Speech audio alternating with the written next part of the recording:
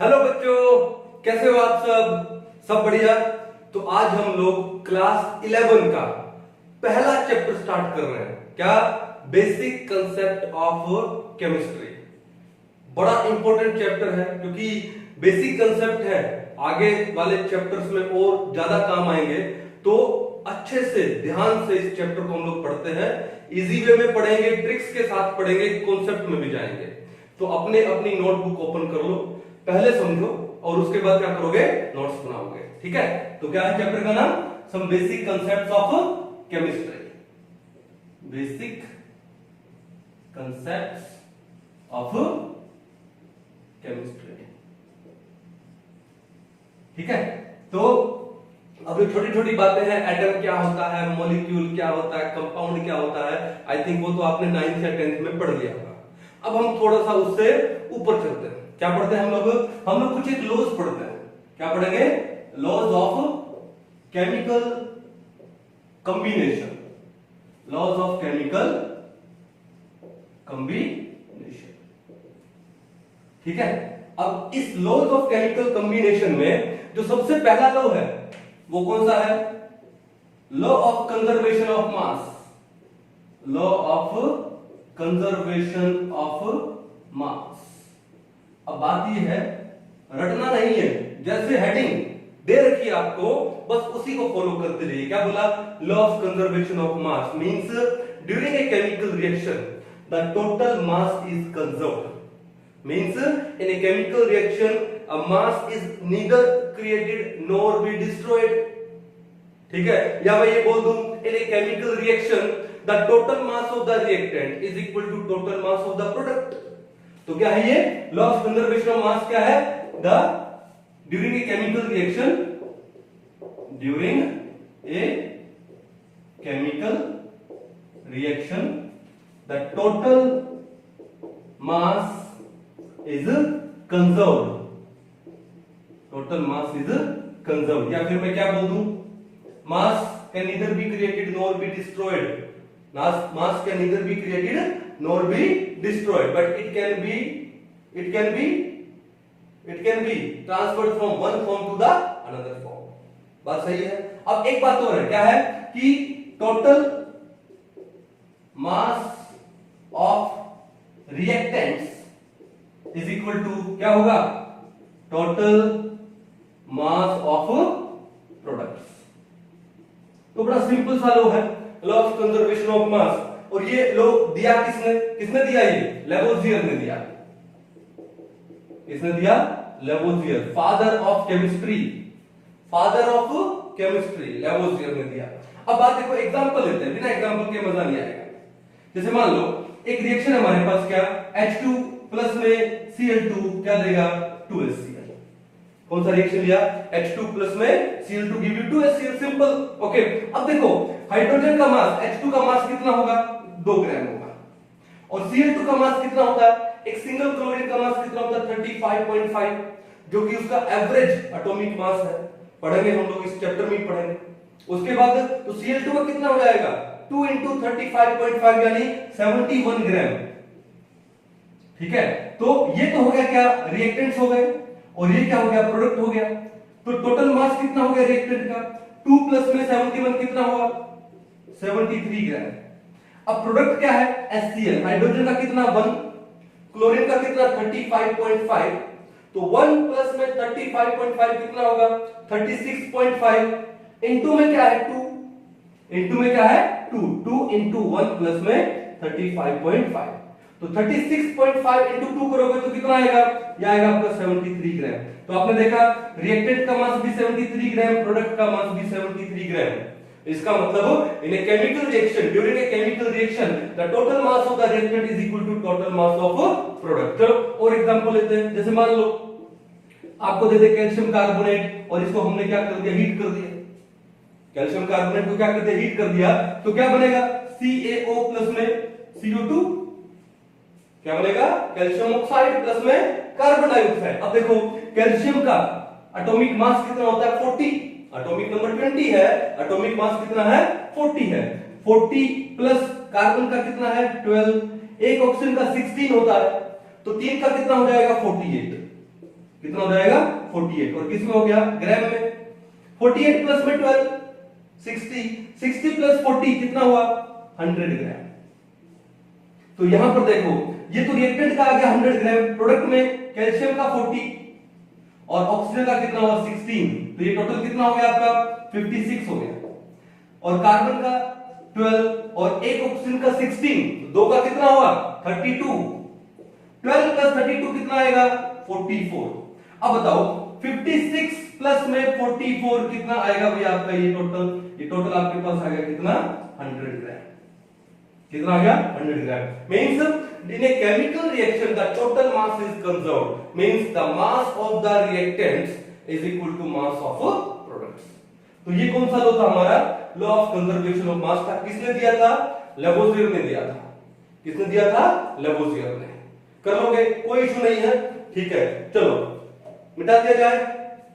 अब बात यह है मिटाने से पहले एक चीज बोले कि क्या कोई ऐसी रिएक्शन है जिसमें मास कंजर्व नहीं रहता, मींस मैं अगर बोल दूं exception of law of conservation of मास, तो सोच के देखिए कि ऐसी कौन सी रिएक्शन होगी जिसमें मास कंजर्व नहीं होगा, means exception of law of conservation of mass. क्या होगा बताओ, न्यूक्लियर रिएक्शन। अब जो न्यूक्लियर रिएक्शन होती है, चाहे वो आपका न्यूक्लियर फिशन हो या फ्यूजन हो, तो उसके अंदर मास कंजर्व नहीं होगा।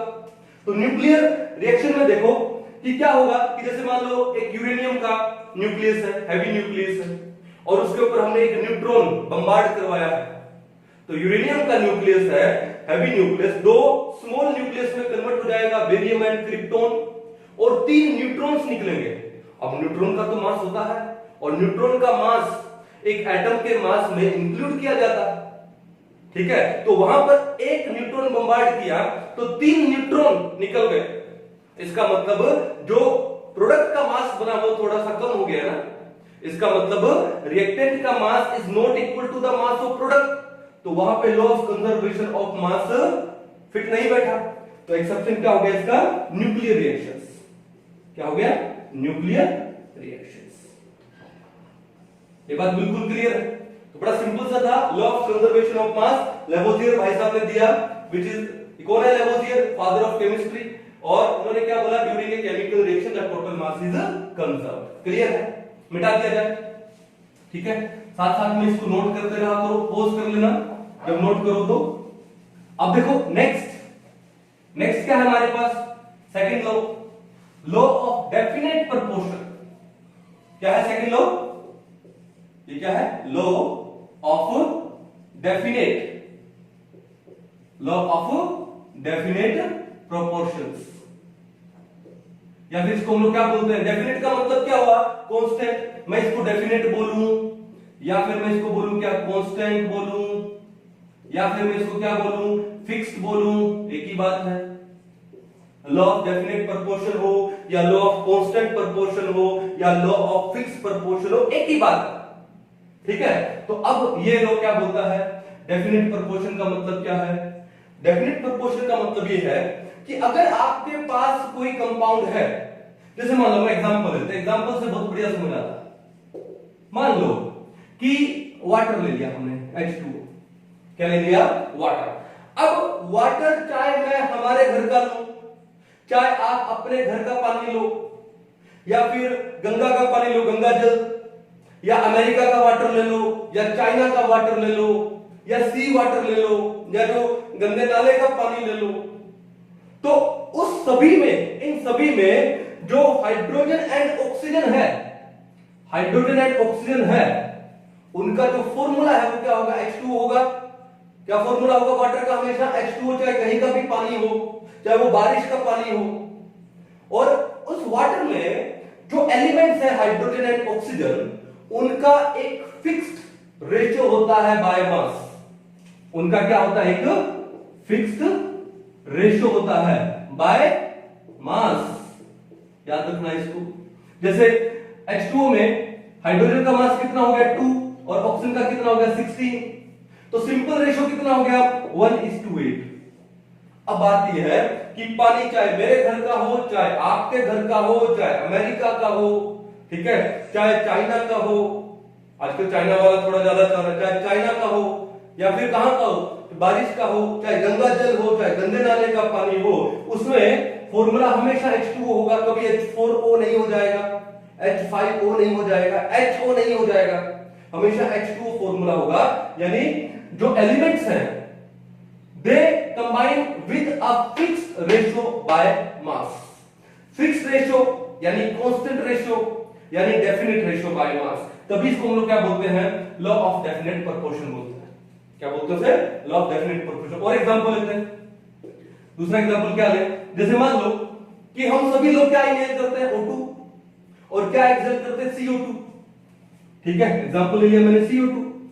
अब चाहे वो CO2 मैं एक्सहेल करूं, चाहे आप लोग एक्सहेल करो, चाहे अपने प्रधानमंत्री एक्सहेल करें, चाहे कोई सेलिब्रिटी एक्सहेल करे, कोई भी एक्सहेल करे, तो उस CO2 का फॉर्मूला हमेशा CO2 ही रहने वाला है, CO3 CO4 नहीं रहेगा।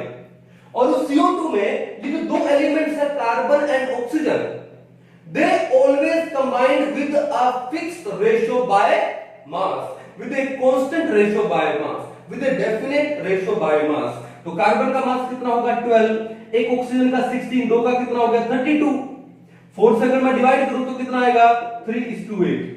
मीन CO2 जहां भी है, CO2 वर्ल्ड में यूनिवर्स में जहां भी है वहां पे कार्बन और ऑक्सीजन का जो रेशियो है बाय मास वो 3:8 ही रहने वाला है। इसे हम लोग क्या बोलते हैं, लॉ ऑफ डेफिनेट प्रोपोर्शन बोलते हैं। क्या बोलते हैं उसे, लॉ ऑफ डेफिनेट प्रोपोर्शन। और ये किसने दिया था, प्राउस्ट ने, एक साइंटिस्ट थे जिनका नाम क्या था, प्राउस्ट, PROUST, उन्होंने ये दिया था लॉ ऑफ डेफिनेट प्रोपोर्शन। अब इसका भी कोई एक्सेप्शन होगा कि कहां पर ये law of definite proportion apply नहीं होता है, कहां पर अप्लाई नहीं होता, सोच के बताओ। आइसोटॉप्स में। कहां पर अप्लाई नहीं होता है, आइसोटॉप्स में, आइसोटॉप्स में। कैसे, फॉर एग्जांपल अब हाइड्रोजन के 3 आइसोटॉप है, हाइड्रोजन के कितने आइसोटॉप है, 3, आप सबने पढ़ा होगा ये बात। कौन कौन से, प्रोटियम, ड्यूटेरियम, ट्रिटियम। हाइड्रोजन के कितने आइसोटॉप है, 3, 1H1 1H2, इसको हम लोग D लिखते हैं, फिर 1T3। आइसोटॉप क्या होते हैं, elements, atoms of the same elements, atoms of the same elements which have same atomic number, ये atomic number है, but different mass number। atoms of the same element which have same atomic number but different mass numbers are known as isotope। अब देखो कि ये जो, इसको हम लोग क्या बोलेंगे, प्रोटियम, और इसको हम लोग क्या बोलते हैं, ड्यूटेरियम, और इसे हम लोग क्या बोलते हैं, ट्रिटियम। अब इस प्रोटियम से जो वाटर बनेगा वो क्या बनेगा, H2O, जो कि हम लोग पीते हैं, नॉर्मल वाटर। अब ड्यूटेरियम से जो वाटर बनेगा वो क्या होगा, D2O, इसे हम लोग क्या बोलते हैं, हैवी वाटर। क्या बोलते हैं इसको, हैवी वाटर। और ये जो ट्रिटियम से वाटर बनेगा क्या है, T2O, क्या बोलेंगे इसको, आइसोटॉपिक वाटर। क्या बोलेंगे इसे, आइसोटॉपिक वाटर। अब बात यह है कि अगर मैं प्रोटियम वाला वाटर लेता हूं तो वहां पे हाइड्रोजन और ऑक्सीजन का रेशियो बाय मास कितना होने वाला है, 2:16, बोले तो 1:8। लेकिन अगर मैं हैवी वाटर लेता हूं तो इस D का मास कितना है 2, तो 2D का मास कितना हो जाएगा 4, तो ये आएगा 4:16 यानी 1:4। अब देखो रेशियो चेंज हो गया। और यही अगर मैं ट्रिटियम में लेता हूं, एक ट्रिटियम एटम का मास कितना है 3, तो 2 का कितना हो जाएगा 6, तो ये आएगा 6:16, बोले तो 3:8। देखो रेशियो गड़बड़ा गया। अब है तो ये सारे वाटर, चाहे वो हैवी वाटर हो, चाहे आइसोटोपिक वाटर हो, चाहे नॉर्मल वाटर हो। तो इसका मतलब ये जो लॉ ऑफ डेफिनेट प्रोपोर्शन है, it do not fit well in isotopes.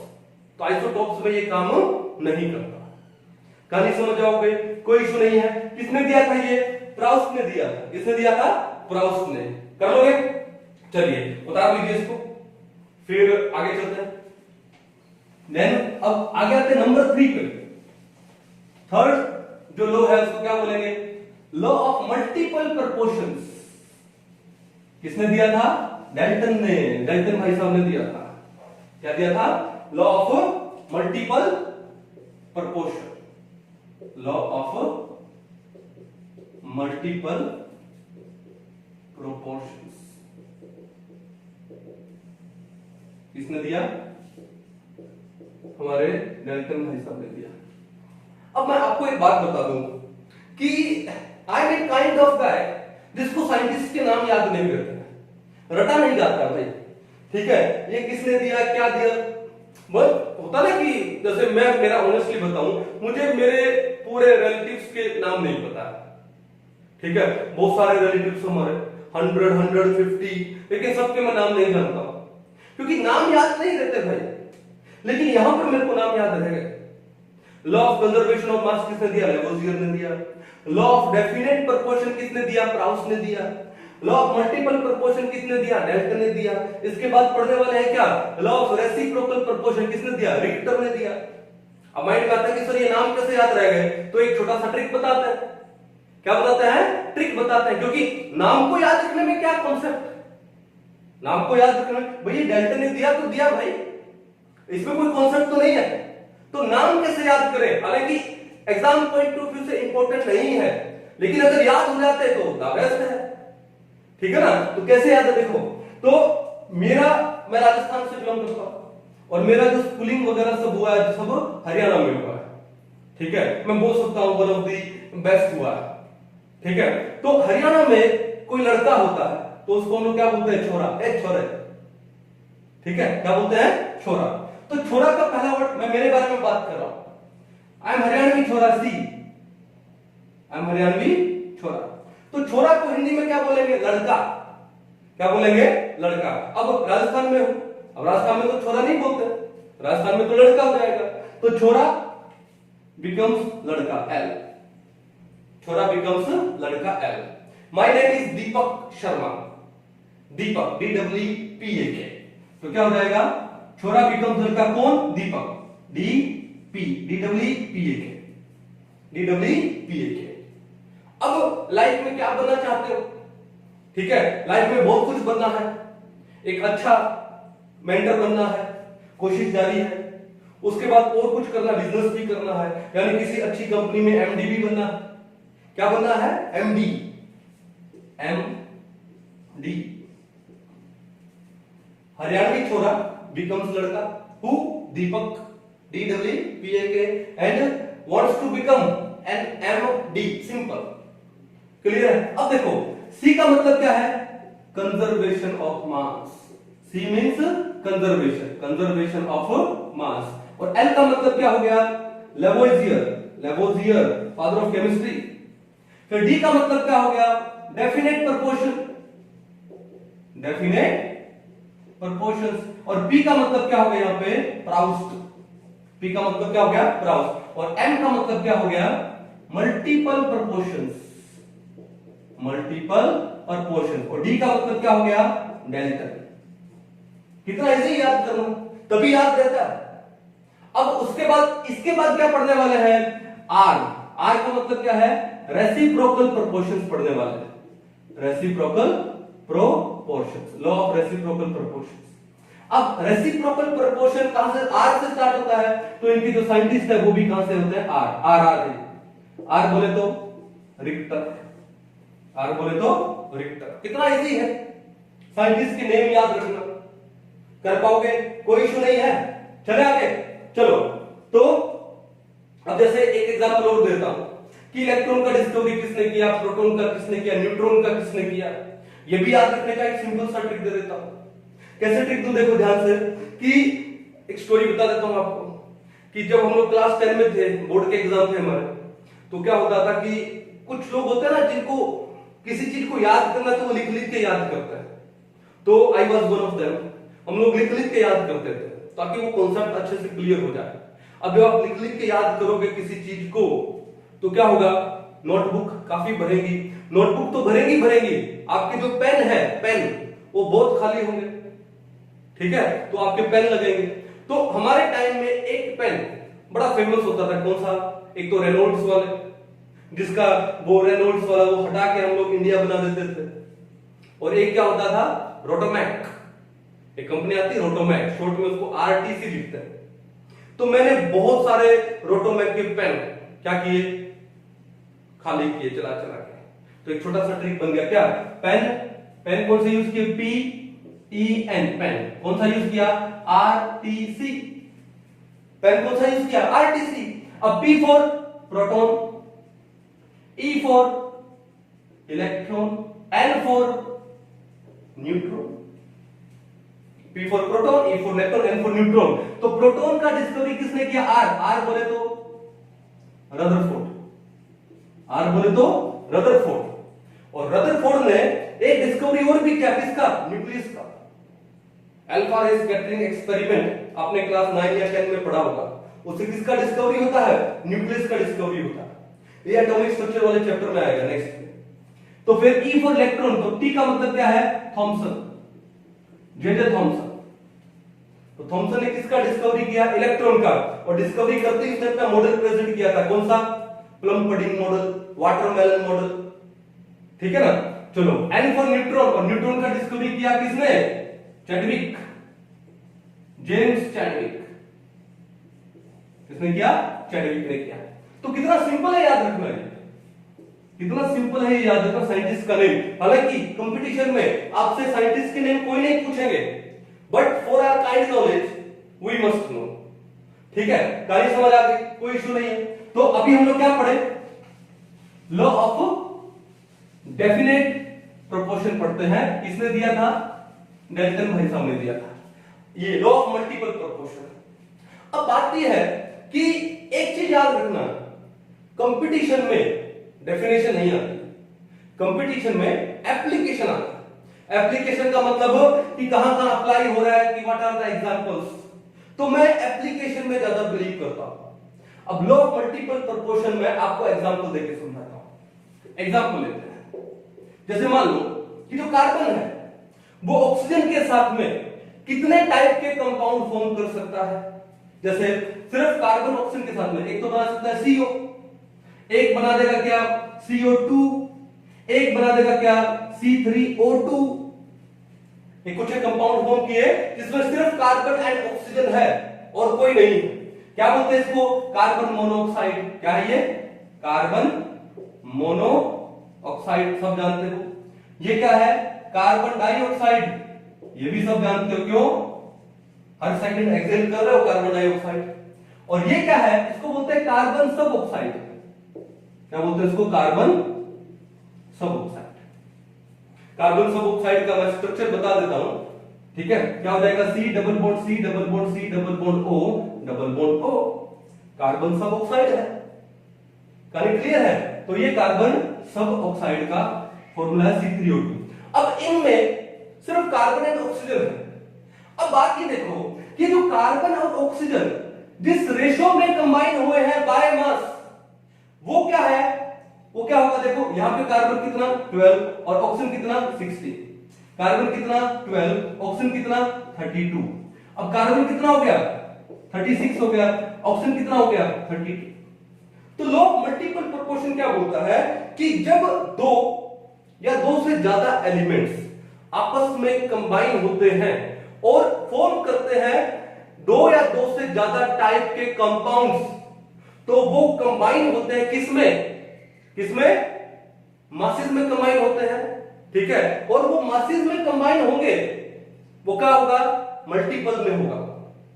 वो क्या होगा, सिंपल होल नंबर मल्टीपल्स में कंबाइन होते हैं बाय मासेस। अब देखो ध्यान से कि यहां पर कार्बन और कार्बन का मास कितना हो गया, 12 हो गया, फिक्स हो गया। अब कोई जरूरी नहीं कि फिक्स हो, लेकिन यहां फिक्स हो गया। लेकिन ऑक्सीजन है वो क्या हो गया, मल्टीपल हो गया ना, 16 2 32। तो क्या हो गया कि ये मल्टीपल्स में कंबाइन हुए बाय मासेस में। अब ये इन दोनों में एग्जांपल देख लो कि ऑक्सीजन और ऑक्सीजन कितना है 32 है, फिक्स हो गया। लेकिन कार्बन और कार्बन का रेशियो कितना हो गया, 12 into 3 कितना हो गया, 36 हो गया। Means these atoms combines to form molecules more than one type of molecules, और वो कंबाइन करते हैं किसके अंदर, in the multiple of their masses, in the multiple of their masses। कहानी समझ आ गई। और एग्जांपल लेते हैं, जैसे एक एग्जांपल और लेते हैं, जैसे मान लो SO2 SO3, sulphur dioxide sulphur trioxide, दोनों एसिडिक इन नेचर होते हैं। ठीक है, अब यहाँ पे सल्फर कितना है 32 मास है उसका, और 2 ऑक्सीजन का भी कितना हुआ 32, सल्फर 32 और 3 ऑक्सीजन का कितना हुआ 48। अब देखो दो हमारे पास दो टाइप के कंपाउंड थे जिनमें एलिमेंट सेम है, सल्फर एंड ऑक्सीजन। अब यहां पे सल्फर है, उसका मार्क्स क्या हो गया फिक्स हो गया। मैंने कहा फिक्स होना जरूरी नहीं है, लेकिन यहां पर हो गया। तो ऑक्सीजन का मार्क्स क्या आया देखो, मल्टीपल में आया कि नहीं आया, कैसे आया 16 2 जा 32 और 16 3 जा 48, आया कि नहीं आया, आया ना। उसको क्या बोलते हैं, लॉ ऑफ मल्टीपल प्रोपोर्शन बोलते हैं। और एग्जांपल लेते हैं, क्योंकि आपसे एग्जाम में एग्जांपल पूछे जाएंगे, ठीक है। कैसे, नाइट्रोजन के ऑक्साइड देखो, नाइट्रोजन के ऑक्साइड क्या है N2O, NO, N2O3, NO2, या फिर मैं ले लूं N2O4। भाई N2O4 है वो NO2 का डाइमर होता है, ठीक है। ओके, उसके बाद मैंने क्या ले लिया N2O5 ले लिया। तो these are oxides of nitrogen. देखो सबके अंदर नाइट्रोजन और ऑक्सीजन ही है। अब यहां पर देखो नाइट्रोजन का वेट कितना होता है 14, तो दो का कितना होगा 28 और एक ऑक्सीजन का 16, 14:16, 28 कितना हो गया 16 3 जा 48, 14 कितना हो गया 32, 14 कितना हो गया 16 5 जा 80। अब देखो ध्यान से एक एक एग्जांपल पकड़ते हैं कि ये दो का मैंने पकड़ लिया क्या। अब नाम नाइट्रोजन 14 है, तो जो ऑक्सीजन है वो कैसे कंबाइन हुआ 16 के मल्टीपल में, 16 2 जा 32, 16 5 जा 80। तो एलिमेंट कंबाइन होते हैं किसके अंदर, मल्टीपल्स में कंबाइन होते हैं, ठीक है। और मल्टीपल्स किसके, ऑफ देयर एटॉमिक मासेस। अब देखो यहां पर मान लो कि मैंने इन दो का एग्जांपल ले लिया, यहां पर ऑक्सीजन फिक्स है, तो फिर यहां नाइट्रोजन 14 है, यहां कितना हो गया 28 हो गया। तो बताओ मल्टीपल हुआ कि नहीं हुआ 14 2 28। अब मैंने ये दो एग्जांपल ले लिए, अब यहां पे किसी का भी फिक्स नहीं है, लेकिन देखो यहां नाइट्रोजन 14 है तो यहां नाइट्रोजन कितना हो गया 28, यानी मल्टीपल होगा किसका 2 का, 14 2 जा 28। यहां ऑक्सीजन 16 है तो यहां कितना हो गया 48, 16 3 जा 48। तो मल्टीपल्स में कंबाइन किए ना एलिमेंट्स, कौन से मल्टीपल में, ऑफ देयर एटॉमिक मासेस। तो उसको हम लोग क्या बोलते हैं, लॉ ऑफ मल्टीपल प्रोपोर्शन बोलते हैं। क्या बोलते हैं उसको हम लोग, लॉ ऑफ मल्टीपल प्रोपोर्शन। कर लोगे और एग्जांपल, बहुत सारे एग्जांपल है भाई। कैसे एग्जांपल, जैसे मान लो CH4 है, C2H6 है, फिर C3H8 है एंड सो मेनी। अब देखो कार्बन कितना है 12, हाइड्रोजन कितना है 4, कार्बन 1 12 तो 2 कितना हुआ 24 और हाइड्रोजन कितना हुआ 6, कार्बन 12 तो 3 कितना हुआ 36 और ये कितना होगा 8। अब यहाँ पे कोई भी फिक्स नहीं है, लेकिन यहाँ पे देखो अगर मैं इन दो को पकड़ लूं एग्जांपल को, तो 12 2 जा मल्टीपल में आया कि नहीं आया, 12 2 जा 24। और यहां पर हाइड्रोजन का रेशियो क्या है, क्या आएगा 2 2 जा 4 एंड 2 3 जा 6। तो 2 के मल्टीपल में है, लेकिन मल्टीपल में तो है ऑफ देयर एटॉमिक मासेस। अब इनमें पकड़ लो, ये 24 है, ये 36 है, तो क्या 12 का मल्टीपल है, 12 2 जा 24, 12 3 जा 36। और ये हाइड्रोजन किसके मल्टीपल में है 2 के, 2 3 जा 6 और 2 4 जा क्या हो गया 8 हो गया। तो किसको शो करेगा, लॉ ऑफ मल्टीपल प्रोपोर्शन। अब आपके पास क्या है, एग्जाम में क्वेश्चन आए which among the following shows laws of multiple proportion. आपने देखा कि काफी सारे आपको एग्जांपल देंगे और उन एग्जांपल में जो एटम्स हैं आप देख लेना एक ही टाइप के है क्या, हाँ है, तो भैया वही आपका आंसर हो गया, वही आपका क्या हो गया आंसर हो गया। तो ये क्या था आपका लॉ ऑफ मल्टीपल प्रोपोर्शंस। चले आगे, अच्छे से समझ आया ये आपको, ठीक है। चलो एग्जाम्पल काफी आने चाहिए भैया आपको। अब आगे आते हैं नंबर 4 पे। नंबर 4 कौन सा है, लॉ ऑफ रेसिप्रोकल प्रोपोर्शंस।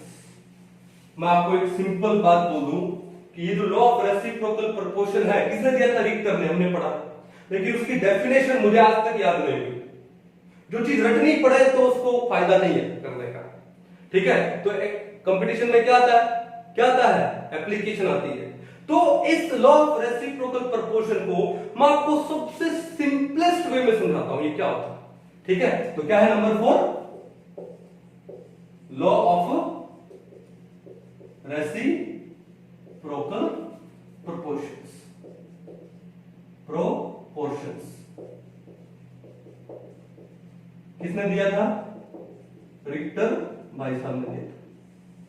अब रेसिप्रोकल प्रोपोर्शन तो समझ गए होंगे ना कि जब दो एलिमेंट्स हैं जिनका एक फिक्स वेट है, अगर वो तीसरे एलिमेंट के साथ कंबाइन करते हैं सेपरेटली, तीसरा एलिमेंट जिसका भी वेट फिक्स है उसके साथ कंबाइन करते हैं सेपरेटली, तो क्या होगा? उनका रेशियो या तो सेम होगा या फिर कुछ क्या रेसिप्रोकल में होगा।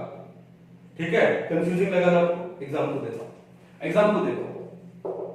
क्या है? एक एग्जांपल या सिंपल सा क्या, CH4 H2O, और कौन सा एग्जांपल ले लें? और एग्जांपल ले लें हम लोग क्या, CO2।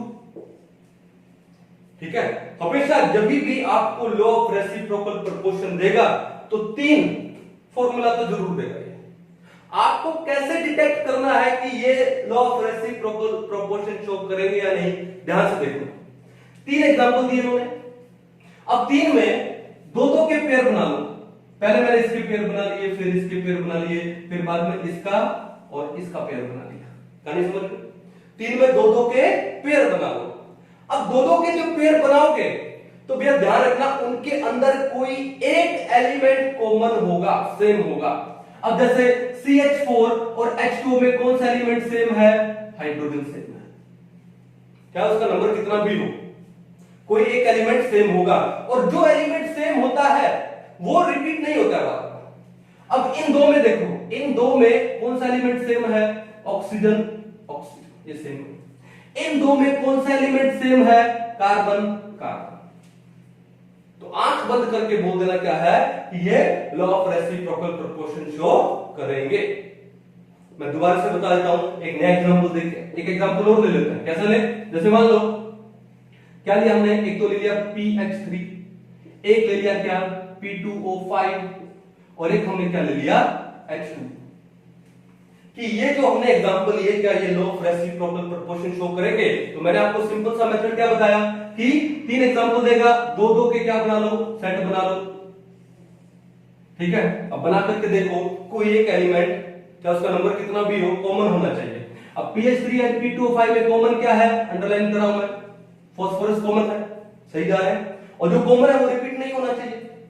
तो अब इन दोनों में कॉमन क्या है? ऑक्सीजन कॉमन है, सही जा रहा है, और इन दोनों में कॉमन क्या है? हाइड्रोजन कॉमन है। तो आंख बंद करके क्या बोलोगे कि these will show law of reciprocal proportion. ये law of reciprocal proportion show करेंगे। और एग्जांपल लेते हैं, NH3 H2O या फिर N2O5, क्या ये law of reciprocal proportion show करेंगे? देखते हैं। पहले क्या किया, ये दो का सेट, फिर ये दो का सेट, फिर इन दो का सेट लिया। इन दोनों में कॉमन क्या है? हाइड्रोजन कॉमन है। इन दोनों में कॉमन क्या है? ऑक्सीजन कॉमन है। और इन दोनों में कॉमन क्या है? नाइट्रोजन कॉमन है। तो बताओ law of reciprocal proportion show करेगा कि नहीं करेगा? करेगा। डेफिनेशन जरूरी नहीं है कंपटीशन में, क्या जरूरी है? एप्लीकेशन। क्या आएगा? Which among the following will show law of reciprocal proportion. Simple सा मेथड, कर पाओगे, कोई इशू नहीं है ना। और एग्जांपल आप चाहो तो मोर एग्जांपल दे सकता हूं, देखो ध्यान से। H2S SO2 और क्या दे दिया हमने? H2O। ठीक है, अब देखो ध्यान से, दो के पेयर बनाते हैं, ये दो और ये दो। इन दोनों में कॉमन क्या है? सल्फर कॉमन है।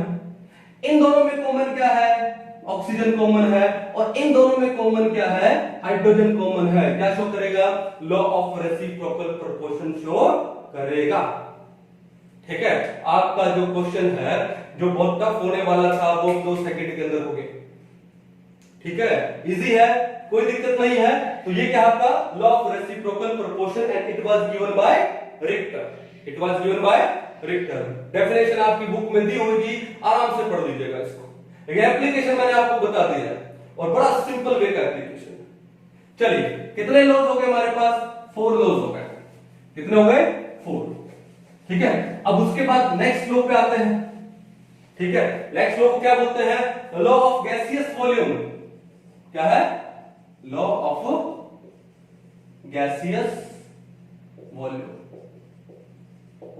अब गैसियस वॉल्यूम है, कहां से स्टार्ट हो रहा है? जी। तो ये कौन से भाई साहब ने दिया? जी। और वो जी कौन है? गे-लुसाक, इट वाज गिवन बाय गे-लुसाक, या हम इसको बोल सकते हैं गे-लुसाक्स लॉ ऑफ गैसियस वॉल्यूम। अब पहली बात तो ये जो लॉ है it is applicable only for gases. पहली बात क्या है, it is applicable only for gases, सिर्फ गैसेस के लिए एप्लीकेबल है, लिक्विड सॉलिड के लिए एप्लीकेबल नहीं है। आपका जो रिएक्टेंट है वो भी गैसेस होना चाहिए, आपका प्रोडक्ट भी क्या होना चाहिए, गैसेस होना चाहिए। क्लियर कहानी है। अब एग्जांपल देखते हैं, एग्जांपल क्या हो गया, वही H2 गैस प्लस में Cl2 गैस क्या देगा आपको, 2HCl गैस देगा। क्या देगा, 2HCl गैस। एक एग्जांपल और पकड़ लेते हैं, क्या N2 गैस, हैबर प्रोसेस, कौन सा प्रोसेस ले लिया हम लोगों ने, हैबर प्रोसेस ले लिया। N2 गैस प्लस में 3H2 गैस क्या देने वाला है, 2NH3 गैस देने वाला है।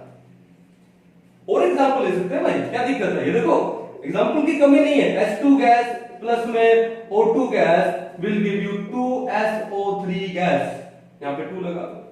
यानी आपके रिएक्टेंट भी गैसीय स्टेट के होने चाहिए, प्रोडक्ट भी गैसीय स्टेट के होने चाहिए, तभी ये लॉ एप्लीकेबल होगा। मैं बता रहा लॉ ऑफ गैसियस वॉल्यूम। अब ये लॉ क्या बताता है, ये गैसेस के वॉल्यूम के बारे में बताता है कि when gases combines to form product, तो वो किस में कंबाइन करती है, उनके फिक्स्ड वॉल्यूम में कंबाइन करती है।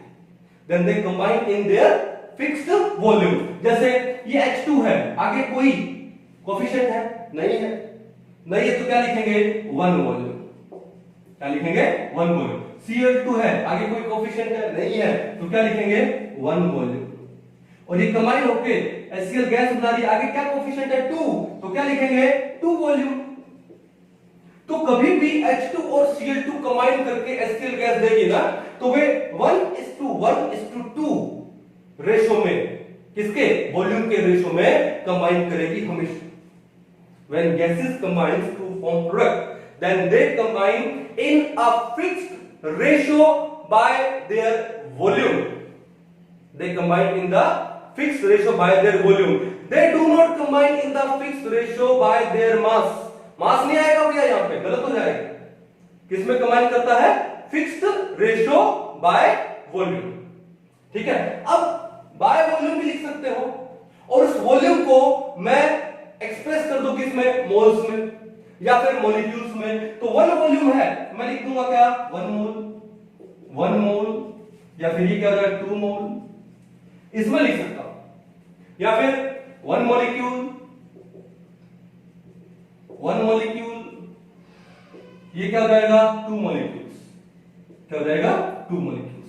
तो ये Lussac law of gases volume क्या है कि when gases combines together to form a gaseous product, then they combine in their fixed ratio by volume or by moles or by molecules.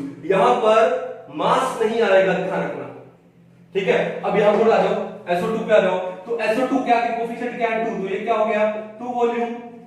इसके आगे क्या 1 है, तो ये क्या हो गया, 1 वॉल्यूम, और ये कितना हो गया, 2 वॉल्यूम हो गया।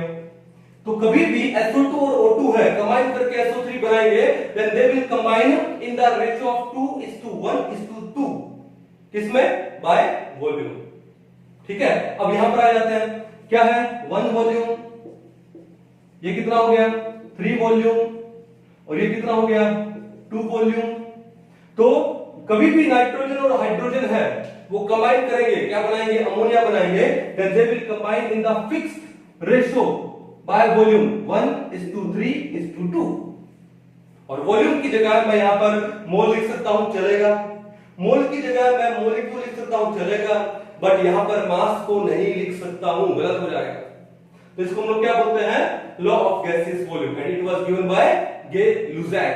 गैसियस जी ने दिया है, किसने दिया, जी ने। रेसिप्रोकल प्रोपोर्शन किसने दिया, रिक्टर ने, आर। कंजर्वेशन ऑफ मास किसने दिया, एल, लेवोजियर ने दिया। डेफिनेट प्रोपोर्शन किसने दिया, पी, प्राउस ने दिया। और मल्टीपल प्रोपोर्शन किसने दिया, डाल्टन ने दिया। बड़े इंपॉर्टेंट ये गैस लॉज हैं, इसको उतार लो एक बार। चले आगे, अच्छे से समझ आ गया, नोट कर लिया आप लोगों ने। तो बढ़ते हैं, 2 गज की दूरी रखते हैं, चलो अब आगे बढ़ते हैं। चलिए आगे बढ़ते हैं, ठीक है। कौन सा लो आएगा अभी, कितने हो गए, 4 5 6 आएगा। 6 कौन सा आएगा, बर्जीलियस हाइपोथेसिस, बर्जीलियस हाइपोथेसिस। अब बर्जीलियस हाइपोथेसिस किसने दिया, बर्जीलियस ने दिया, ठीक है। आप लोगों ने शायद इसके बारे में पहले नहीं सुना होगा, ठीक है। ये है क्या, देखो ध्यान से। तो बर्जीलियस भाई साहब ने क्या बोला, इन्होंने बोला कि at same temperature and pressure, कि अगर प्रेशर और टेम्परेचर को कांस्टेंट कर दे, ठीक है, than equal volume of all the gases, then equal volume of all the gases contain equal क्या, number of atoms, equal number of atoms। तो ये किसने दिया, बर्जीलियस भाई साहब ने दिया कि अगर टेम्परेचर एंड प्रेशर कांस्टेंट हो जाए तो equal volume of all the gases contains equal number of atoms, equal number of atoms. ये चीज को हाईलाइट करना है, equal number of atoms. Example लेते हैं, एग्जांपल क्या लिया कि H2 गैस प्लस में Cl2 gas will give you 2HCl gas, simple. तो क्या बोला इन्होंने कि अगर टेम्परेचर और प्रेशर कांस्टेंट हो जाए, कर दिया, तो equal volume of all the gases contain equal number of atoms. तो भैया इसका वॉल्यूम कितना है, अभी पढ़ा गेल-ज़ैक लो पढ़ा हम लोगों ने ऑफ गैसेस वॉल्यूम, तो ये कितना है 1 वॉल्यूम, ये कितना है 1 वॉल्यूम, ये कितना है 2 वॉल्यूम, ये तो है। तो उसने क्या बोला कि same temperature and pressure equal volume of all the gases contains equal number of atoms. तो 1 वॉल्यूम है तो कितना हुआ 1 एटम 2 एटम्स, हुआ कि नहीं हुआ। Equal volume contains equal number of atoms. अगर 1 वॉल्यूम है तो उसमें एटम भी कितना होगा 1 एटम हो जाएगा, 2 वॉल्यूम है 2 एटम्स हो जाएगा, 10 वॉल्यूम है 10 एटम्स हो जाएगा, सिंपल सी बात। बट इस बात में भी प्रॉब्लम है।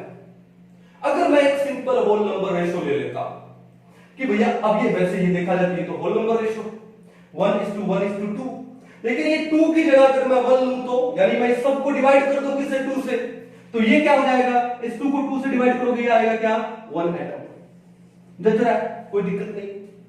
लेकिन ये क्या आएगा half atom, oh my God, और ये भी कितना हो गया हाफ एटम हो गया। अब इसका मतलब है कि एटम को आपने हाफ कर दिया, एटम को आपने डिवाइड कर दिया। बट डाल्टन एटॉमिक थ्योरी क्या बोलती है कि जो एटम होता है वो इनडिविजिबल होता है। Atom is the smallest particle, smallest which can not be divided further. लेकिन यहां पर तो आप एटम को हाफ कर रहे हो भाई, और एटम इज इनडिविजिबल।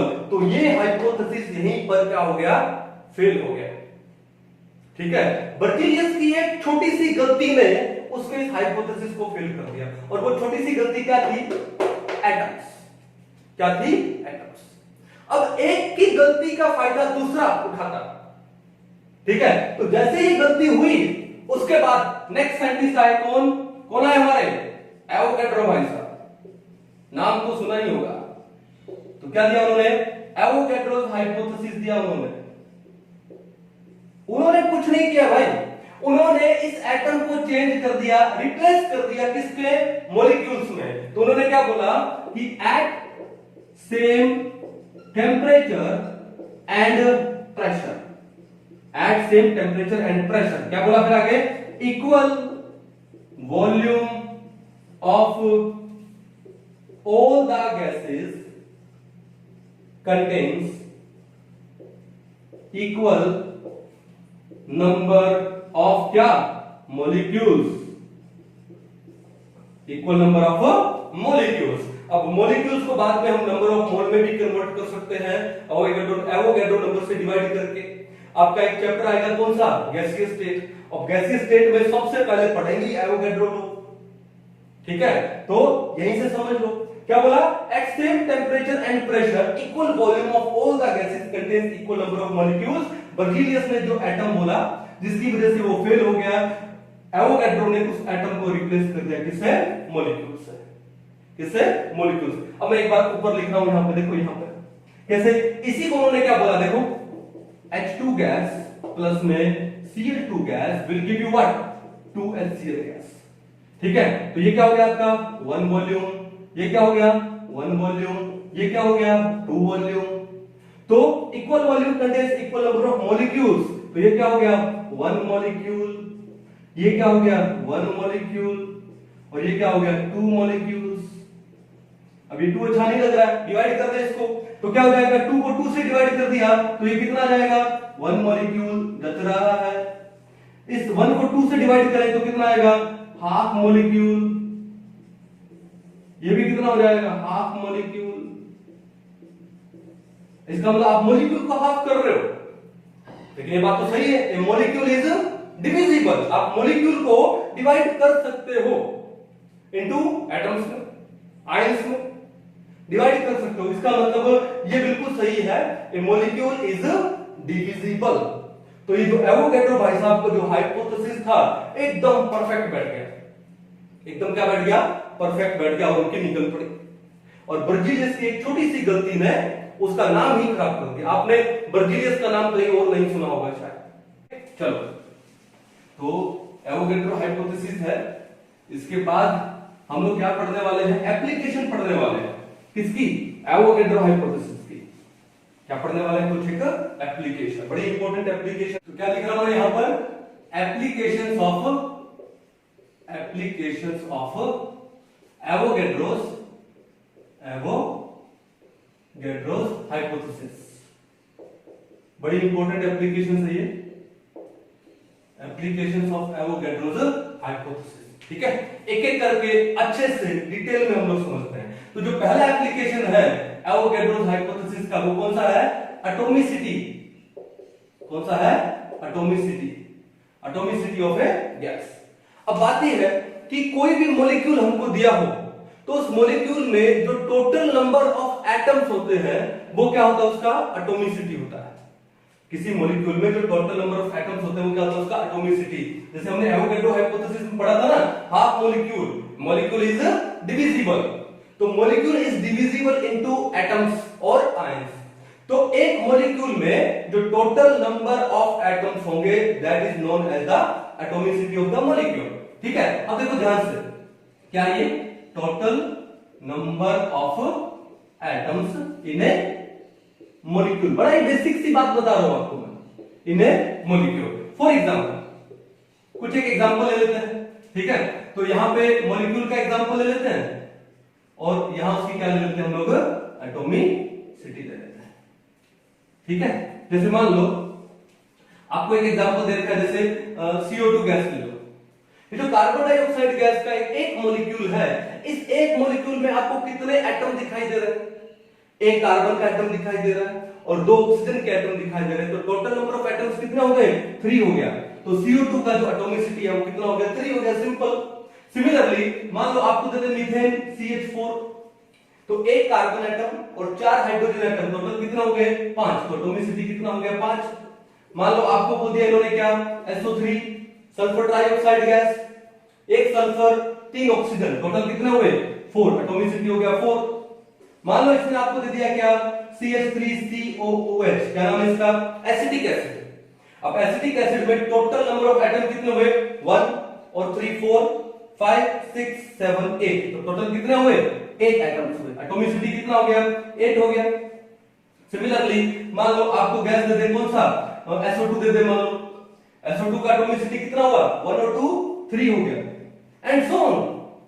कोई भी मॉलिक्यूल दे, उस मॉलिक्यूल में जो टोटल नंबर ऑफ एटम्स है उसका एटॉमिसिटी होता है। मान लो आपको एक एग्जांपल और दे दे, जैसे मान लो इसने ग्लूकोज दे दिया C6H12O6, तो ग्लूकोज का एटॉमिसिटी कितना होगा, तो ग्लूकोज के एक मॉलिक्यूल में 6 एटम तो है कार्बन के, 12 एटम है हाइड्रोजन के और 6 एटम है ऑक्सीजन के, तो टोटल कितना हो गया 6 + 12 + 6 कितना आ गया 24। तो ग्लूकोज का एटॉमिसिटी कितना होता है 24 होता है। मान लो आपको इन्होंने दे दिया क्या सुक्रोज C12H22O11, क्या दे दिया ये सुक्रोज। ये घरों में जो शुगर हम लोग खाते हैं केन शुगर बोलते हैं इसको। तो सुक्रोज का एटॉमिसिटी कितना है, तो देखो सुक्रोज के एक मॉलिक्यूल में there are 12 atoms of carbon, 22 atoms of hydrogen and 11 atoms of oxygen. तो टोटल कितना हो गया 22 प्लस में 11 33 एंड 33 प्लस में 12 कितना हो गया 45। तो भैया सुक्रोज का जो एटॉमिसिटी है वो 45 है। कितना है 45। समझ जाओगे। मान लो आपको एक सिंपल सी गैस दे दे HCl, हाइड्रोक्लोरिक एसिड, गैस इस फॉर्म में है, तो HCl का एटॉमिसिटी कितना हो जाएगा 2, एक हाइड्रोजन है एक क्लोरीन है 2। सिंपल। मान लो और एग्जांपल ले लेते हैं, जैसे आपको दे दिया N2O5, तो N2O5 का नाइट्रोजन पेंटाऑक्साइड का एटॉमिसिटी कितना हो गया 2 और 5 कितना हो गया 7 हो गया। कितना हो गया 7। और कोई गैस ले लो, मान लो कोई एक गैस का एग्जांपल सोचो, जैसे मान लो हमने कोई गैस क्यों कोई और एग्जांपल ले, जैसे Cl2O7, Cl2O7 ये ले लिया हमने। तो ये लेंगे तो इसके अंदर टोटल कितने एटम्स हैं 2 और 7 9। तो किसी एक मॉलिक्यूल में जो टोटल नंबर ऑफ एटम्स होते हैं that is known as atomicity of that molecule, atomicity of that molecule. तो पहला तो एप्लीकेशन एवोगैड्रो हाइपोथेसिस का क्या था एटॉमिसिटी का था। बड़ा ही सिंपल है बट पता तो होना चाहिए। ठीक है, क्लियर है। चलिए आगे इसको उतार दीजिए। अब जो दूसरा एप्लीकेशन है बहुत ही ज्यादा इंपॉर्टेंट है भाई, आपके आगे आने वाले चैप्टर्स में बहुत काम आएगा। क्या है ये रिलेशन बिटवीन किसमें मॉलिक्यूलर वेट। देखो मॉलिक्यूलर वेट बोलूं या मॉलिक्यूलर मास बोलूं एक ही बात है। अब आपके माइंड में आ रहा होगा कि सर मास और वेट दे आर तो डिफरेंट थिंग्स। फिजिक्स में पढ़ा, क्या पढ़ा फिजिक्स में कि जो मास है क्या होता है m और जो वेट है वो क्या होता है mg। तो सर मास और वेट तो डिफरेंट होता है, तो हम यहां पे मॉलिक्यूलर वेट बोले या मॉलिक्यूलर मास बोले, ये सेम कैसे हुआ। तो ये बात ऐसा है देखो कि जो लाइट पार्टिकल्स होते हैं माइक्रोस्कोपिक पार्टिकल्स होते हैं, अब उन माइक्रोस्कोपिक पार्टिकल्स के ऊपर ग्रेविटी का उतना इफेक्ट नहीं पड़ता। माइक्रोस्कोपिक पार्टिकल्स पे ग्रेविटी का उतना इफेक्ट नहीं पड़ता। ग्रेविटी का इफेक्ट ज्यादा किस पे पड़ता है मैक्रोस्कोपिक पार्टिकल पे पड़ता है। किस पे पड़ता है मैक्रोस्कोपिक पार्टिकल पे। पहली बात तो ये मास क्या होता है, what is mass. Mass is the content of the body. किसी भी बॉडी का जो कंटेंट है वो क्या होता है मास होता है। जैसे मैं मेरा एग्जांपल ले लूं, अब मेरी बॉडी का जो कंटेंट है वो मास है। अब अगर मैं अर्थ पे हूं तो भी यही कंटेंट रहने वाला है, अगर मैं मून में चला जाऊं तो भी वही कंटेंट रहने वाला है, और अगर मैं मार्स पे चला जाऊं तो भी क्या रहने वाला है यही कंटेंट। ऐसा तो नहीं ना कि मून पे चला जाऊंगा तो मेरी हाइट कोई 12 फीट हो जाएगी, या मार्स पे चला जाऊंगा तो मैं कोई 4 फीट का हो जाऊंगा, ऐसा तो नहीं। Content remain same, mass remain same. In short mass is constant, mass is constant, वो ग्रेविटी पे उसका इफेक्ट नहीं होता। फिर वेट के साथ में, वेट में m के साथ में क्या आ गया g आ गया, g बोले तो ग्रेविटी। अगर वेट मान लो अर्थ पे मेरा 60 kg है, आपने पढ़ा है छोटी क्लासेस में कि अर्थ पे अगर वेट 60 kg है तो मून की ग्रेविटी कम होती है, तो मून पे वही वेट कितना हो जाएगा 16 हो जाएगा। 16 और 60 कितना 10 kg हो जाएगा। इसका मतलब क्या है कि अब मैंने मेरा एग्जांपल लिया and I am a macroscopic particle, macroscopic body. तो मैक्रोस्कोपिक बॉडी पे ग्रेविटी का इफेक्ट पड़ेगा, लेकिन जो माइक्रोस्कोपिक पार्टिकल्स है, स्मॉल पार्टिकल्स है, ग्रेविटी का इफेक्ट इतना नहीं पड़ेगा, ऑलमोस्ट मैं बोल दूं नेग्लिजिबल। तो इसलिए मैं यहां पर मॉलिक्यूलर वेट बोलूं या मॉलिक्यूलर मास बोलूं एक ही बात होगी। डिफरेंस क्लियर हो आप लोगों को, ठीक है। तो अब सेकंड क्या पढ़ने वाले हम लोग, relation between molecular weight and vapour density, and vapour density बहुत इंपॉर्टेंट है भाई ये, एंड वेपर डेंसिटी। क्लियर है, ठीक है। आराम से समझेंगे, बड़े डिटेल में समझेंगे, लेकिन पहले मैं आपको ये रिलेशन बता ही देता हूं कि रिलेशन है क्या। कहते हैं कि ये जो मॉलिक्यूलर मास होता है या मॉलिक्यूलर वेट होता है, it is equal to 2 into में वेपर डेंसिटी। 2 इंटू में वेपर डेंसिटी, या फिर जो वेपर डेंसिटी वो क्या हो जाएगी, ये 2 यहां डिवाइड में चला जाएगा, मोलिकुलर वेट अपॉन में 2। वेपर डेंसिटी क्या हो जाएगी, मोलिकुलर वेट अपॉन में 2। ये बात समझ आ गई आपको। अब बात होती है कि सर ये रिलेशन कहां से आया, हमको रटना थोड़ी है। चैप्टर का नाम क्या है, बेसिक कंसेप्ट ऑफ केमिस्ट्री। तो हमको कंसेप्ट तो पता होना चाहिए। तो हम लोग कंसेप्ट जानते हैं कि ये फॉर्मूला आया कहां से, ठीक है। तो ध्यान से देखो कि वेपर डेंसिटी क्या होती है, vapour density of a gas क्या होती है। अगर किसी गैस की डेंसिटी को मैं हाइड्रोजन गैस की डेंसिटी से रिलेट कर दूं तो उसको हम लोग क्या बोलते हैं, वेपर डेंसिटी बोलते हैं। अगर किसी गैस की डेंसिटी को means density of a gas upon क्या हो जाएगा, डेंसिटी ऑफ हाइड्रोजन। अगर किसी गैस की डेंसिटी को मैं हाइड्रोजन गैस की डेंसिटी से रिलेट कर दूं तो वो क्या होता है, वेपर डेंसिटी होती है उस गैस की। क्वेश्चन उठता है कि सर हाइड्रोजन की डेंसिटी से ही क्यों रिलेट किया, कार्बन डाइऑक्साइड की डेंसिटी से क्यों नहीं रिलेट किया, ऑक्सीजन की डेंसिटी से क्यों नहीं रिलेट किया, मीथेन की डेंसिटी से क्यों नहीं रिलेट किया, हाइड्रोजन ही क्यों दिखा आपको। तो हाइड्रोजन इसलिए दिखा क्योंकि hydrogen is the lightest element of the periodic table. Periodic table का लाइटेस्ट एलिमेंट है जिसका जो एटॉमिक नंबर कितना है, 1 है, और एटॉमिक मास भी कितना है, 1 है, यूनिट है भैया। तो हमने इसको यूनिट से रिलेट किया है। जैसे मैथ में जो आप न्यूमेरिकल करते हो तो क्या करते हो, कैलकुलेशन इजी करने के लिए कि भाई इतने में इतना तो 1 में इतना, 1 यानी यूनिट में इतना, क्योंकि 1 इज द स्मॉलेस्ट नंबर, 0 तो सब 0 हो जाएगा। तो अगर किसी गैस की डेंसिटी को अगर मैं यूनिट से रिलेट कर दूं, यूनिट बोले तो हाइड्रोजन, हाइड्रोजन की डेंसिटी से रिलेट कर दूं तो क्या हो जाएगा, वेपर डेंसिटी होता है, गैस हो जाएगा। ये बात समझ आ गई। अब बात ये होता है कि डेंसिटी क्या होती है sir, density is equal to mass upon volume, सब जानते हो डेंसिटी क्या होती है, मास अपॉन वॉल्यूम। तो डेंसिटी ऑफ द गैस क्या हो जाएगा, mass of the gas upon volume of the gas, या मैं लिख दूं mass of certain v volume, क्या लिख दूं, it is equal to mass of certain. अब वो सर्टेन कितना है वी डोंट नो, तो इसलिए हमने क्या लिख दिया, v certain v litre volume, क्या लिख दिया हमने, मास of certain v litre volume. और तो डेंसिटी ऑफ हाइड्रोजन क्या हो जाएगी, ये भी सेम ही हो जाएगी क्या, mass of hydrogen of certain v litre volume. ये बात समझ आ गई इतनी। अब मान लो let there are n molecules in this v volume, इस v लीटर वॉल्यूम में नंबर ऑफ मॉलिक्यूल्स तो होंगे ना, मान लो वो n नंबर ऑफ मॉलिक्यूल्स है। Let there are n number of molecules, n number of molecules किसमें, in v litre volume, in v litre volume. तो क्या होगा, तो हम लोग क्या लिख देंगे कि जो वेपर डेंसिटी है Vd it is equal to क्या लिखेंगे, mass of gas, mass of gas of certain, certain क्या, of n molecules, of n molecules. उस v लीटर वॉल्यूम में कितने मॉलिक्यूल मान लिए हमने, n मॉलिक्यूल्स मान लिए, तो हमने क्या लिख दिया, mass of n molecules, mass of gas of n molecules upon mass of hydrogen of, ये भी क्या हो जाएगा, n मॉलिक्यूल्स। कोई दिक्कत है समझने में, नहीं ना।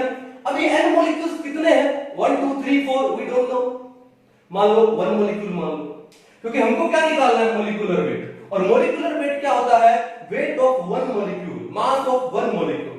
तो हम लोग n का नंबर कितना ले लेंगे, 1 ले लेंगे, तो ये क्या आ जाएगा, it is equal to mass of gas of 1 molecule upon mass of hydrogen of 1 molecule. ये बात क्लियर है। अब देखो यहां पे ये क्या लिखूं मैं, मास ऑफ गैस ऑफ 1 मॉलिक्यूल क्या हो जाएगा, उस गैस का मॉलिक्यूलर वेट क्या हो जाएगा, molecular weight of the gas, molecular weight of gas upon mass of hydrogen है का, किसका, ऑफ 1 मॉलिक्यूल। अरे भाई हाइड्रोजन के एक एटम का मास कितना होता है? 1 होता है। तो ये तो मॉलिक्यूल H2 डायटोमिक है, तो उसका मास कितना हो जाएगा? 2। 2 क्या? ग्राम या यू, तो 2U होता है। यू का मतलब होता है यूनिफाइड मास। हाइड्रोजन के एक मॉलिक्यूल का मास कितना होता है? 2U।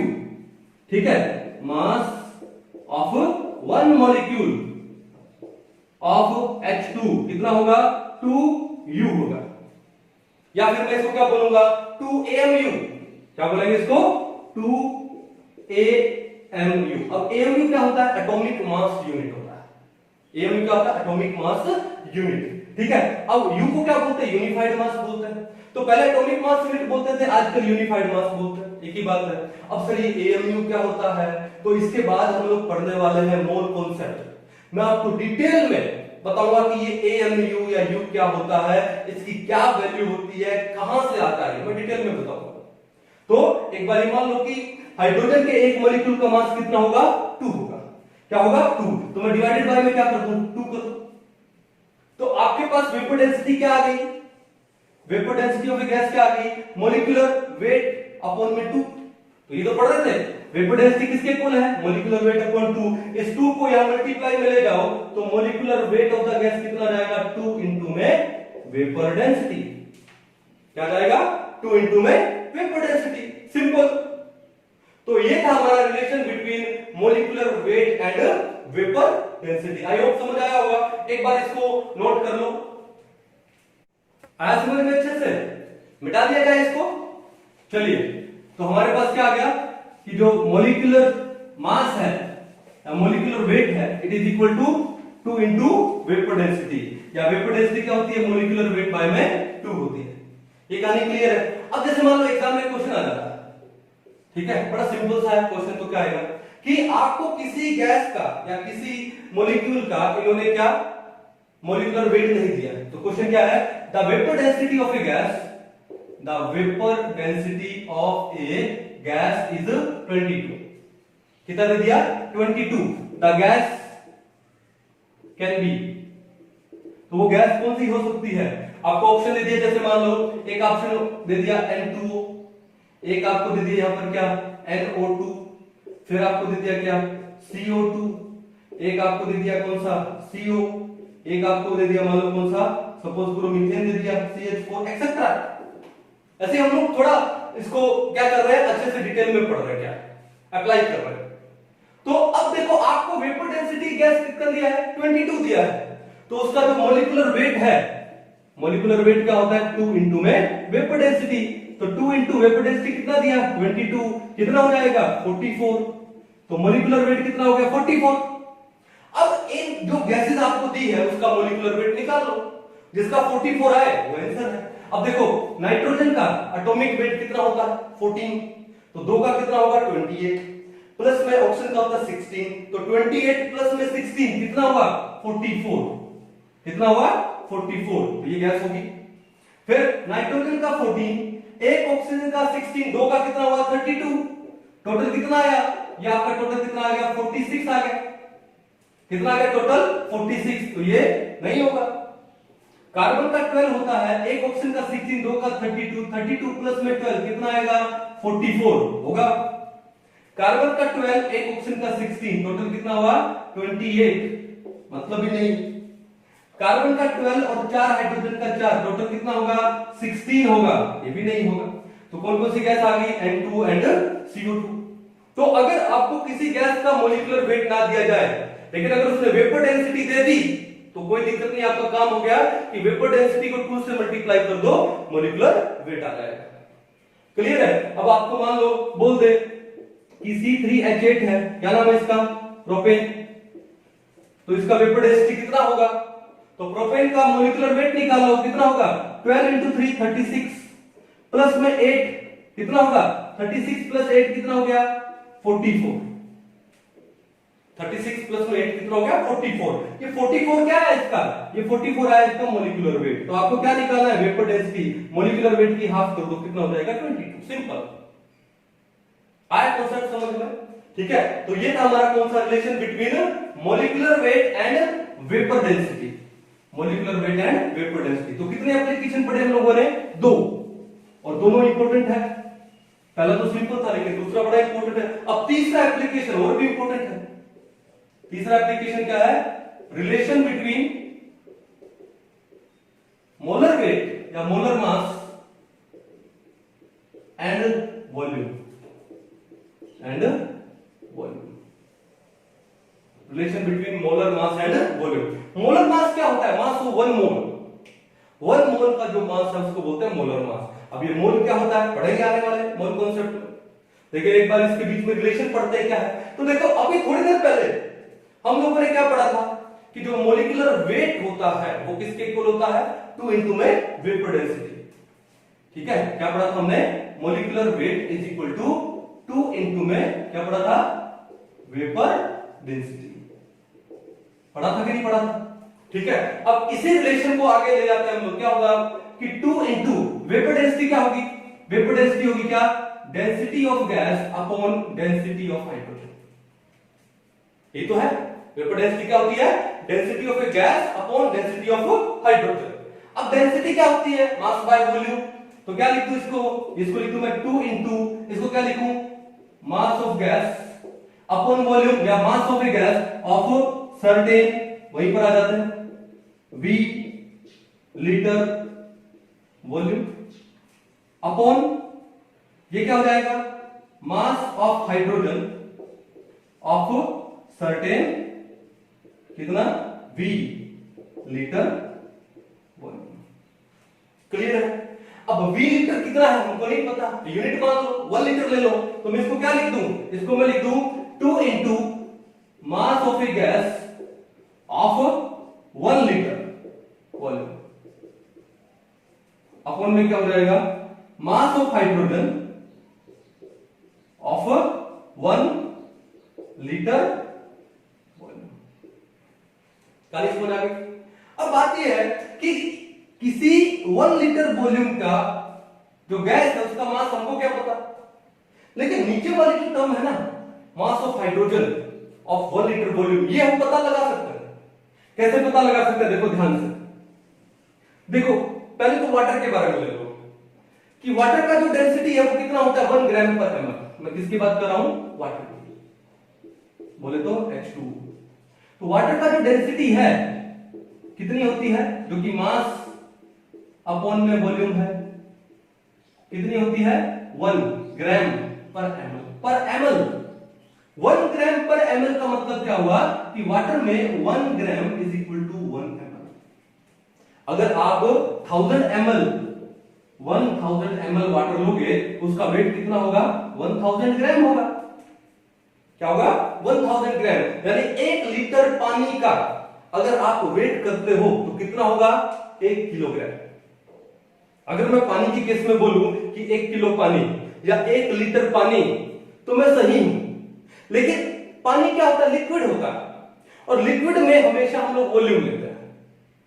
ठीक है, तो मैं 1 किलो पानी बोलने से बढ़िया क्या लूंगा? मैं 1 लीटर पानी बोलूंगा। जैसे कई बार होता ना, हमारे घर में दूध वाला दूध देने आता तो हमारे मम्मी लोग अभी भी यही बोलते हैं कि 2 किलो दूध दो भैया। अब मम्मी को क्या बताएं कि वो 2 किलो, अरे दूध क्या है? वो तो लिक्विड है, तो उसको क्या बोलना चाहिए? 2 लीटर दूध दो भैया। लेकिन अभी भी पुराने लोग हैं वो क्या बोलते हैं? 2 किलो दूध, 10 किलो दूध, ये गाय 10 किलो दूध देती है। अरे ये बोलना चाहिए गाय 10 लीटर दूध देती है। क्यों? क्योंकि वो दूध है, सॉलिड थोड़ी दे रही है। क्या दे रही है? लिक्विड दे रही है ना। तो लिक्विड के केस में हम लोग क्या लेते हैं? वॉल्यूम लेते हैं। ठीक है, लेकिन वाटर में डेंसिटी कितना होता है? 1 ग्राम पर ml होता है, यानी वाटर का 1 ml is equal to 1 gram. But घर में आप रिफाइंड ऑयल यूज करते होंगे या फिर मस्टर्ड ऑयल यूज करते होंगे, तो अब जो ऑयल है अगर आप उसको वाटर पे डालोगे तो क्या करेगा? फ्लोट करेगा। तो जो ऑयल का डेंसिटी वाटर की डेंसिटी से कम होता है, ऑयल का डेंसिटी वाटर की डेंसिटी से कम होता है। डेंसिटी कम होने का मतलब क्या है? वॉल्यूम ज्यादा है, कि वॉल्यूम ज्यादा एक्वायर किया हुआ है। इसका मतलब अगर मैं ऑयल की बात करूं, ऑयल्स में, तो अगर डेंसिटी कम है क्योंकि वाटर पे फ्लोट करता है तो वॉल्यूम क्या होगा? डेंसिटी कम है तो वॉल्यूम ज्यादा होगा। वॉल्यूम ज्यादा होने का मतलब कि ऑयल्स में जो 1000 ml है, क्या वो 1000 ग्राम के इक्वल है? नहीं, नहीं, क्योंकि वॉल्यूम ज्यादा है किससे? मास से। तो अगर 1000 ml यानी 1 लीटर में ऑयल लेके आता हूं, अगर मैं उसको वेट करूंगा तो 1 किलो नहीं आएगा, 1 किलो से बिलो आएगा।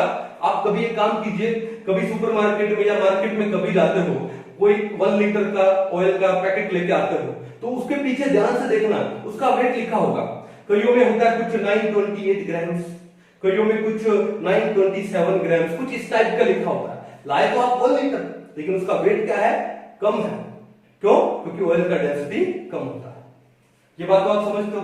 अब बात ये आते हैं कि ये जो हम लोगों ने हाइड्रोजन गैस ली है, तो हाइड्रोजन गैस तो बड़ी लाइट होती है, इतनी लाइट होती है कि अर्थ की ग्रेविटी भी उसको नहीं पकड़ पाती, अर्थ की ग्रेविटी भी उसको नहीं पकड़ पाती। तो मास क्या है? कम है। तो हाइड्रोजन का केस लेता हूं H2 का, तो H2 में डेंसिटी क्या है? मास बाय वॉल्यूम है। तो भैया हाइड्रोजन की जो डेंसिटी होती है ना, डेंसिटी होती है हाइड्रोजन की, कितनी होती है? 0.00089 ग्राम पर ml, 0.00089 ग्राम पर ml। अरे वाटर की भी 1 ग्राम पर ml होती है, उन्हें तो वाटर से बहुत ही कम है। क्योंकि हाइड्रोजन क्यों है? क्योंकि हाइड्रोजन एक बहुत ही लाइट गैस है, अर्थ की ग्रेविटी भी नहीं पकड़ पाती, इतनी डेंसिटी कम हो उसकी। अब देखो ध्यान से, अब बात यह है, क्या बोला? ग्राम पर ml, ठीक है ना? इसका मतलब क्या है? इसका मतलब है कि 1 ml of hydrogen is equal to कितना वेट होगा? 0.00089 ग्राम वेट होगा। ये तो होगा।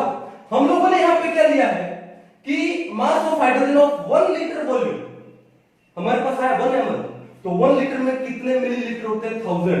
अगर 1 मिलीलीटर हाइड्रोजन का वेट इतना है, तो 1000 मिलीलीटर हाइड्रोजन का वेट कितना होगा भाई? इसको मल्टीप्लाई कर देंगे 1000 से, इसको क्या करेंगे? 0.00089 इंटू में 1000 मल्टीप्लाई करेंगे तो 1 2 3 0 है, तो ये पॉइंट यहां से उठ के 1 2 3 कहां चला जाएगा? यहां पर चला जाएगा। तो कितना आ जाएगा? 0.089 ग्राम आ जाएगा। ठीक है? 1 litre H2 is equal to 0.089 gram. तो 1 लीटर H2 का जो मास है वो कितना है? 0.089 ग्राम है। कहानी समझ आ गई? तो क्या लिखेंगे? हम लिखेंगे 2 इंटू क्या लिखेंगे? Mass of a gas of 1 litre volume upon में हाइड्रोजन के 1 लीटर का मास कितना आ गया? 0.089 ग्राम आ गया, इतना मास आ गया। कहानी समझ आ गई? अब आती है कि जब आप 2 को 0.089 ग्राम से डिवाइड करते हो, 2 को 0.089 से डिवाइड करते हो, तो वो जो वैल्यू है, वो वैल्यू आपके पास कितनी आती है? वो आती है 22.4। क्या आती है? 22.4। ठीक है? अब बात ये देखो, ये भी मास था, ये भी मास था, कैंसिल आउट हो। तो 22.4 इंटू में क्या आया? इंटू आया मास ऑफ गैस ऑफ 1 लीटर। क्या है आपके पास? ये mw आया ना? क्या आपके पास? ये mw। अब इसको थोड़ा आगे सोल्व करते हैं। आगे क्या सोल्व करें? अब देखो, ये 22.4 को अगर आप 1 से मल्टीप्लाई करोगे तो क्या आएगा? 22.4। तो क्या मैं 22.4 into mass of gas of 1 litre को लिख दूं कि मास ऑफ गैस ऑफ 22.4 लीटर। तो हमारे पास ये जो mw है वो कितना आएगा? मास ऑफ 22.4 लीटर गैस लिख सकता हूं, mass of 22.4 litre gas. Clear है? यह है हमारे पास। अब बात यह है कि जो 22.4 लीटर गैस का मास कब? जब हम लोग ले लेते हैं क्या? एसटीपी। एसटीपी का मतलब क्या है? Standard temperature and pressure. STP का मतलब क्या है? Standard temperature and pressure. अब स्टैंडर्ड टेम्परेचर कितना होगा? यहां लिख देता हूं, एसटीपी क्या होती है? स्टैंडर्ड टेम्परेचर एंड प्रेशर, यानी टेम्परेचर और प्रेशर की standard value of standard value. तो उसमें जो टेम्परेचर है वो कितना होता है 0 डिग्री सेल्सियस, बोले तो 273 केल्विन। हालांकि 0 डिग्री सेल्सियस 273.15 केल्विन होता है। तो 0.15 हम लोग नहीं लिखते ताकि हमारे कैलकुलेशन में थोड़ा सा क्या हो जाए, इजी हो जाए, कैलकुलेशन में थोड़ा सा इजी हो जाए। तो हम लोगों ने क्या लिया टेम्परेचर एसटीपी पे 0 degree Celsius which is equal to 273 kelvin, और जो प्रेशर है वो क्या ले लिया हम लोगों ने एटमॉस्फेरिक प्रेशर, और एटमॉस्फेरिक प्रेशर कितना होता है 1 एटमॉस्फेयर। क्या होता है 1 एटमॉस्फेयर। तो कहते हैं कि एसटीपी पे तो 22.4 लीटर गैस का जो मास होगा वो क्या 1 मोल के इक्वल होगा, या किसी गैस का जो मोलर मास है, किसी गैस का मोलर मास है, क्या पढ़ रहे थे हम लोग, मोलर मास, उसका वॉल्यूम कितना होगा 22.4 लीटर होगा। कंडीशन कौन सी है एसटीपी पे, हर किसी टेम्परेचर प्रेशर पे नहीं, ठीक है। तो ये हमारा रिलेशन आ गया किसके बीच में, मोलर मास में आ गया, और इसमें तो मैं क्या लिख लूं यहां पे कि जो मोलर वेट है या मोलर मास है it is equal to 22.4 litre. कब at STP molar mass of a gas is equivalent to 22.4 liter at STP। ठीक है, STP अगर नहीं दिया हो तो वो 22.4 लीटर के इक्वल नहीं है। कल को टेम्परेचर बोलते हैं 100 डिग्री सेल्सियस, अरे 100 डिग्री सेल्सियस का मतलब क्या है, गैस एक्सपेंड हो गई और वॉल्यूम और ज्यादा हो गया, ठीक है, तो वॉल्यूम 22.4 लीटर से ज्यादा हो जाएगा। तो STP पे ये कंडीशन है कि जो molar mass of a gas है वो कितना होता है 22.4 लीटर के इक्वल होता है। अब आपको समझ आ गया होगा कि 22.4 लीटर क्यों आया, 22.4 लीटर कहां से आया, दो को जब हम लोग 0.089 से डिवाइड करते हैं तब आता है 22.4 लीटर। आई थिंक आपको ये कॉन्सेप्ट अच्छे से समझ आया होगा, एक बार इसको कहा चले आगे, अच्छे से उतार लिया होगा शायद आप लोगों ने, ठीक है। अब हम लोग आगे बढ़ते हैं, ठीक है। चलिए अब आते हैं नंबर 4 पे, फोर्थ एप्लीकेशन पे आते हैं। अब जो फोर्थ एप्लीकेशन है उसको हम लोग क्या बोलते हैं, gram molecular volume, gram molecular volume, ठीक है, सिंपल सा है। नंबर 4 क्या है, ग्राम मॉलिक्यूलर वॉल्यूम। इसको नहीं पढ़ाऊं तो भी चलेगा, GMV लिखता है इसको, लेकिन बेसिक बता देते हैं। अभी हम लोग ने क्या निकाला कि एसटीपी पे क्या निकाला हम लोग, एट एसटीपी, ठीक है, 1 मोल ऑफ अ गैस या कोई भी गैसियस सब्सटेंस है अपने पास, at STP 1 mole of a gaseous substance का वॉल्यूम कितना होता है 22.4 लीटर होता है। तो भैया इसी वॉल्यूम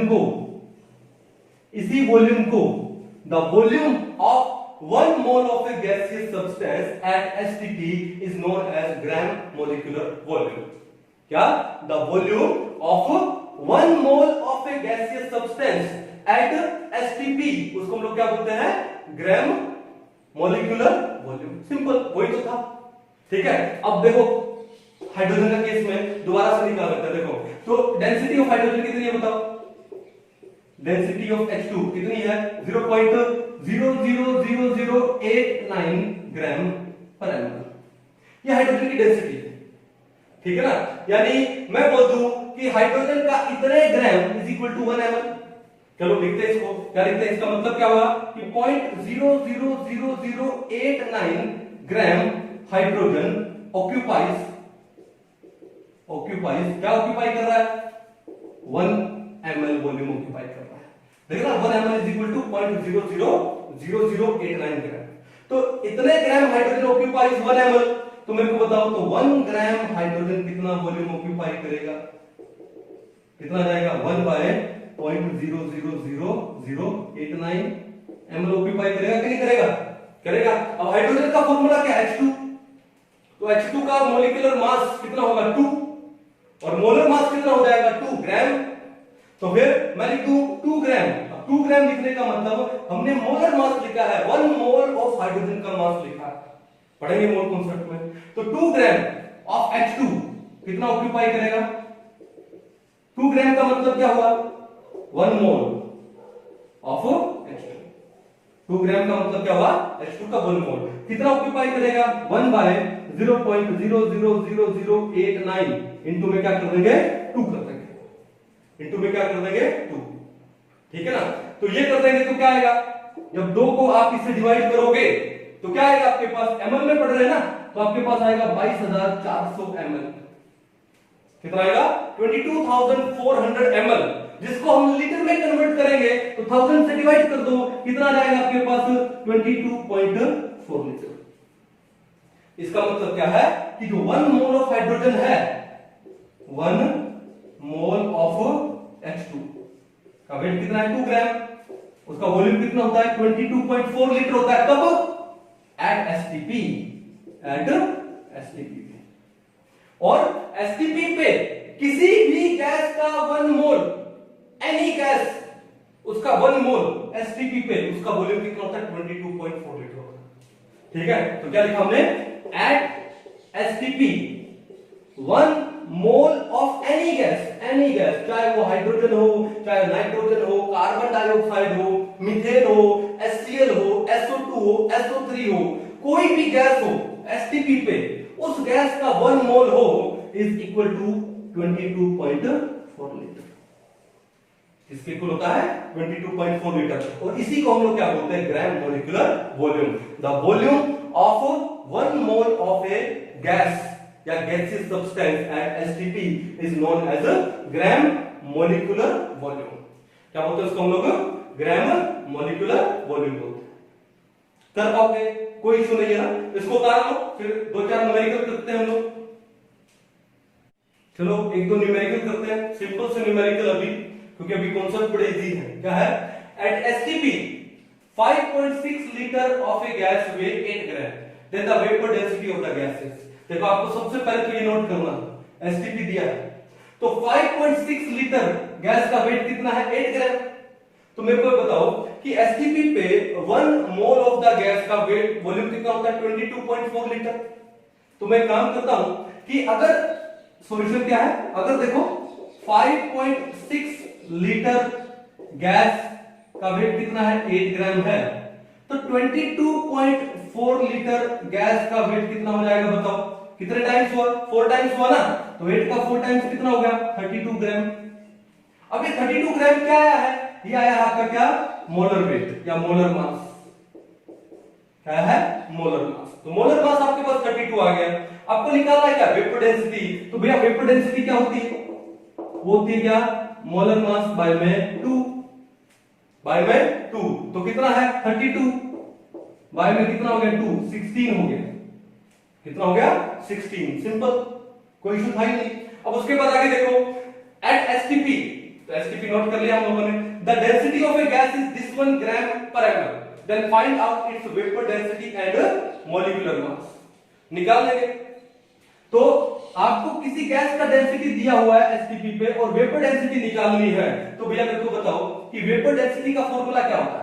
वेपर डेंसिटी क्या होती है, it is the density of a gas upon density of hydrogen, होती कि नहीं होती। अब गैस का डेंसिटी आपको कितना दिया है 0.00445 अपॉन हाइड्रोजन का डेंसिटी आपको याद होना चाहिए कितना है, ये होता है 0.0000, आगे कितना होगा बोलिए 0.00089 ग्राम पर एमएल, यही होता ना।